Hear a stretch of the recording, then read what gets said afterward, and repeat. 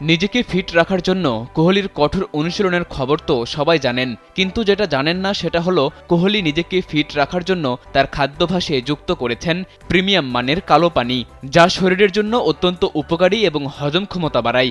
একই সাথে এটি শরীরের ভারসাম্য ঠিক রাখে। ভারতের অন্যতম সেরা এই ব্যাটার তার ফিটনেসের কারণে বিশ্ব ক্রিকেটে বড় এক উদাহরণ।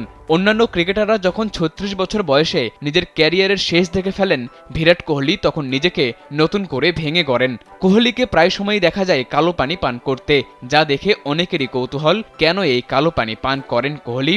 মূলত কোহলির ঈর্ষণীয় এই ফিটনেসের পেছনে বড় ভূমিকা রাখে কালো পানি। এই পানিকে ক্ষারীয় পানিও বলা হয়। এতে ফুলভিক অ্যাসিড এবং প্রয়োজনীয় খনিজ উপাদান রয়েছে, যা পেশির শক্তি বাড়ায় এবং পুষ্টি যোগায়। এছাড়া দ্রুত ক্লান্তি দূর করার ক্ষেত্রেও এই পানির রয়েছে বিশেষ ভূমিকা।